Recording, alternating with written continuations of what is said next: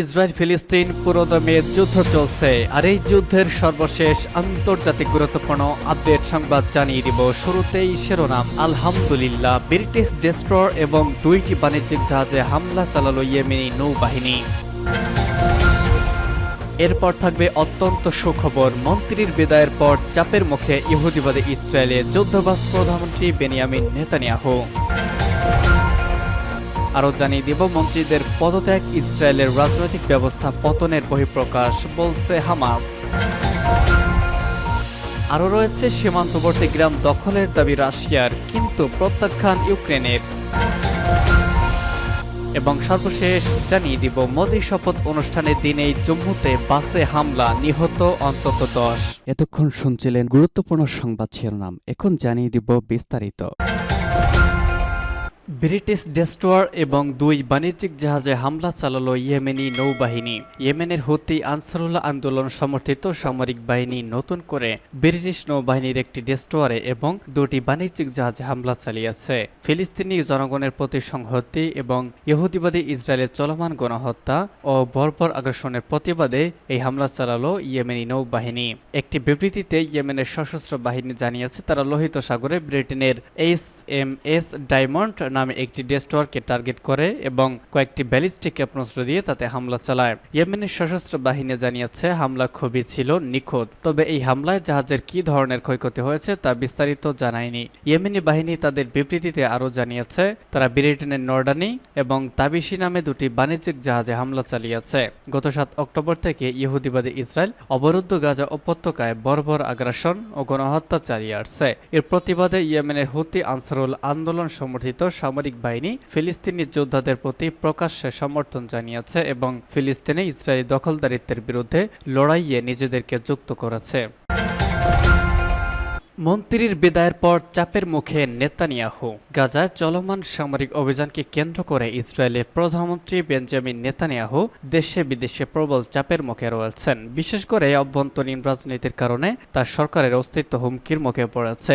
গত বছরের 7 অক্টোবর সন্ত্রাসী গোষ্ঠী হামাসের নৃশংস হামলার পর জাতীয় ঐক্যের স্বার্থে বিরোধী নেতা বেনি গ্যান্টস যুদ্ধকালীন মন্ত্রিসভায় যোগ দিয়ে নেতানিয়াহুর রাজনৈতিক অবস্থান অনেকটা জোরালো করেছিলেন, কিন্তু তিনি পূর্ব ঘোষণা অনুযায়ী পদত্যাগ করেছেন গতকালকেই। উগ্র দক্ষিণপন্থী জোট সরকারের একমাত্র বৌদ্ধপন্থী দলের প্রস্থান একাধিক সংকটের সময় ইসরায়েলে অস্থিরতা সৃষ্টি করবে বলে অনুমান করা হচ্ছে। এখনই সরকার পতনে আশঙ্কা না থাকলেও নেতানিয়াহুকে এবার জোটের কট্টরপন্থী সদস্যদের ওপর আরও বেশি নির্ভর করতে হবে। ফলে সবচেয়ে ঘনিষ্ঠ সহযোগী দেশ আমেরিকার সঙ্গে মনোমালিন্য আরও তীব্র হবে বলে ধারণা করা হচ্ছে। নেতানিয়াহু ন্যায্য সরকারের অস্তিত্ব টিকিয়ে রাখার স্বার্থে মার্কিন প্রশাসনের অনেক চাপ উপেক্ষা করার চেষ্টা করে চলেছেন। গাজায় বিতর্কিত সামরিক অভিযানের পাশাপাশি উত্তরে লেবানন সীমান্তের ওপর প্রান্তে হিজবুল্লাহর সঙ্গে আরও তীব্র সংঘর্ষের আশঙ্কা ইসরায়েলে অস্থিরতা সৃষ্টি করেছে। গাজা এক সেনা অভিযানে হামাসের কবল থেকে 4 জন বন্দীকে জীবিত অবস্থায় উদ্ধার করা সম্ভব হলেও হামাসের কবলে এখনো অনেক বন্দী থেকে যাওয়া ইসরায়েলের প্রতিবাদ বিক্ষোভ চলছেই। দেশের এমন সংকটের সময় মন্ত্রিসভা থেকে বিদায়ের কারণ ব্যাখ্যা করেছেন ইসরায়েলি সেনাবাহিনীর সাবেক কমান্ডার ও সাবেক প্রতিরক্ষামন্ত্রী বেনি গ্যান্টজ। ইসরায়েলের একাধিক সামরিক কর্মকর্তার মতে, তিনিও গাজায় সামরিক অভিযানের সমাপ্তির পর কোনো রাজনৈতিক সমাধান সূত্রের পরিকল্পনার অভাবের সমালোচনা করে আসছিলেন। মন্ত্রীদের পদত্যাগ ইসরায়েলের রাজনৈতিক ব্যবস্থা পতনের বহিঃপ্রকাশ, বলছে হামাস। ফিলিস্তিনের ইসলামী প্রতিরোধ আন্দোলন হামাস বলেছে, ইহুদিবাদী ইসরায়েলের 2 মন্ত্রীর পদত্যাগের মধ্য দিয়ে সেখানকার রাজনৈতিক ব্যবস্থা ধ্বংসের ইঙ্গিত পাওয়া যাচ্ছে। হামাস মুখপাত্র সামি আবু জহুরি আজ এই মন্তব্য করেছেন। হামাসের এই সিনিয়র কর্মকর্তা বলেছেন, চূড়ান্ত পরিণতিতে ইসরায়েল ভেঙে যাবে এবং তার আগে এই 2 মন্ত্রী ইসরায়েলি প্রশাসন থেকে পদত্যাগ করেছেন। ইহুদিবাদী সরকারের রাজনৈতিক ও সামরিক ব্যক্তিত্বদের পদত্যাগের কোনো শেষ নেই। এটি ইসরায়েলের রাজনৈতিক ব্যবস্থার পতনের দিকে ইঙ্গিত করছে। সামি আবু জহুরি জোর দিয়ে বলেছেন, নেতানিয়াহু বা বেনি গ্যান্টস যিনি ক্ষমতায় থাকুন না কেন, ফিলিস্তিনিদের জন্য বিশেষ কোনো পার্থক্য নেই। তারা সবাই একইভাবে ফিলিস্তিনিদের রক্তপাত ঘটাতে অভ্যস্ত। গতকাল বেনি গ্যান্টস এবং আইজনকোট ইসরায়েলের যুদ্ধকালীন মন্ত্রিসভা থেকে পদত্যাগ করেছেন। পদত্যাগের পর বেনি গ্যান্টস তেল আবিবে এক সংবাদ সম্মেলনে বলেছেন, যত দ্রুত সম্ভব নেতানিয়াহুকে আগাম নির্বাচন দিতে হবে।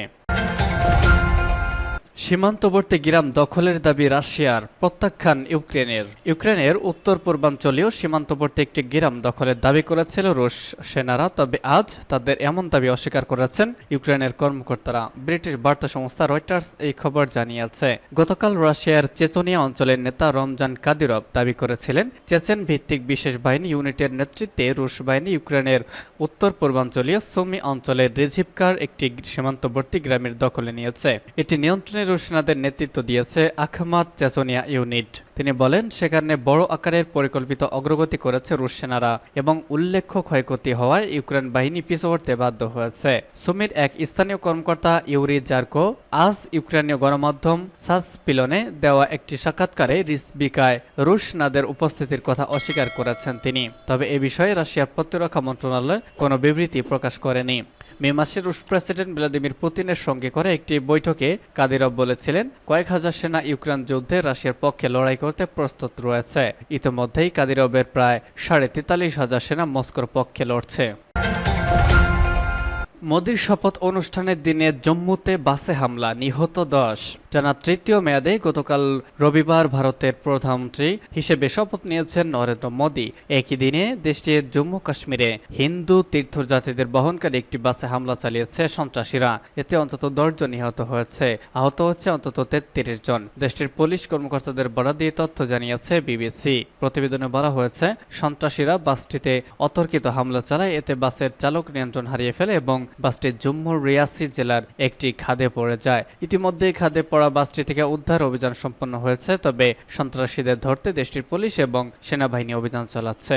কর্মকর্তারা বলছেন, মোদি পরিস্থিতির ওপর নজর রাখছেন এবং হতাহতদের সর্বোচ্চ মেডিকেল পরিষেবা দিতে বলেছেন। অঞ্চলটির শীর্ষ প্রশাসনিক কর্মকর্তা মনোজ সিনহা সামাজিক যোগাযোগ মাধ্যম এক্সে এক পোস্টে লিখেছেন, এই জঘন্য হামলার পেছনে জড়িতদের শীঘ্রই শাস্তি দেওয়া হবে। তবে এই হামলা নিয়ে এখনো পর্যন্ত কোনো সন্ত্রাসী গোষ্ঠী দায় স্বীকার করেনি।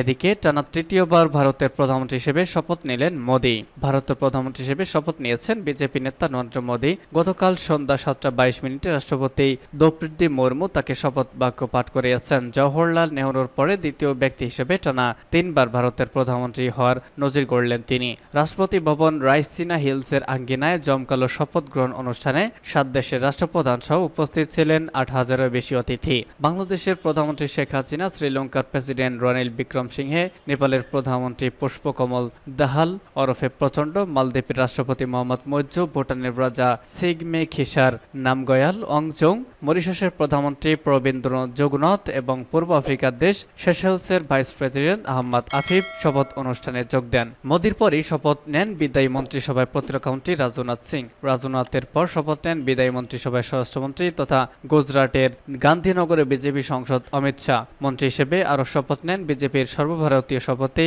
জেপি নাড্ডা, নীতিন গডকরি, মধ্যপ্রদেশের প্রাক্তন মুখ্যমন্ত্রী শিবরাজ সিং চৌহান সহ 72 মন্ত্রী। এর মধ্য দিয়ে 30 জন ক্যাবিনেট মন্ত্রী, 5 জন স্বতন্ত্র দায়িত্বপ্রাপ্ত এবং 36 জন প্রতিমন্ত্রী।